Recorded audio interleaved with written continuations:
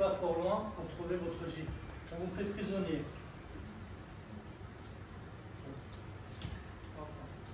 Traître, tu m'as gardé ce trait pour le dernier. Et voilà couronné toutes tes perfidies. Vos injures n'ont rien pour pouvoir m'écrire, et je suis appris à tout souffrir. La modération est grande, je l'avoue. Conduisit à l'infâme imprudemment ses joies. Je ne songe à rien qu'à faire mon devoir. Vous ne pensez que vous lui aurez trouvé cet emploi pour vous faites fort honnête. Un travail ne peut être que glorieux, quand il a comme maître le prince en ces lieux.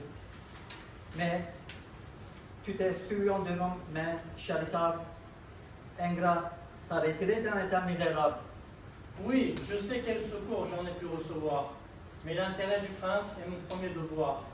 Et je sacrifierai à de si puissants nœuds, amis, femmes, parents et moi-même avec eux. Ah, l'imposteur! Se faire un beau manteau de tout ce qu'on devait. Mais s'il est si parfait que vous le déclarez, ce zèle qui vous pose, comment se fait-il que pour paraître il ose attendre? Que son honneur l'oblige à vous chasser? Je ne vous parle pas pour avoir à vous distraire, mais comment vous avez pu le laisser faire ce qu'il voulait jusqu'à là? Délivrez-moi, monsieur, de la criérie, et daignez accomplir votre ordre, je vous prie. Merci de me rappeler la tâche à remplir. Et pour l'exécuter, suivez-moi tout à l'heure, dans la prison qu'on doit vous donner pour demeure. Qui?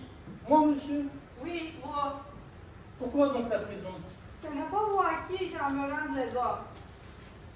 Remettez-vous, monsieur, d'une langue si chaude. Nous vivons sous un prince ennemi de la fraude, et qui ne peut tromper tout l'art des imposteurs. Ton souverain pouvoir, il brise les riens, et c'est le prix qu'il donne aux ailes au porte-fort. On nous vit témoigner en appuyant ses droits pour montrer que son cœur sait, quand moi on y pense. D'une bonne action versée de récompense, que jamais la vérité avec lui ne perd rien, et que mieux que du mal, il se souvient du bien. Que le ciel soit élevé. Qui l'aurait osé dire? Eh bien, te voilà traître. Ah mon frère, arrêtez et ne descendez point à des indignités. Souhaitez bien plutôt que son cœur en ce jour, au sein de la vertu, fasse un heureux retour, qu'il corrige sa vie en détestant son vice, et puisse de grand Christ adoucir la justice, tandis qu'à sa bonté vous irez à genoux, rendre ce que demande un traitement si doux. Oui, c'est bien dit. Allons à ses pieds avec joie. Au juste soin dans notre il faudra pouvoir. Puis, acquitter un peu de ce premier devoir. Préparons promptement le mariage de Maria avec son amant généreux et sincère. Je veux dire, Valère.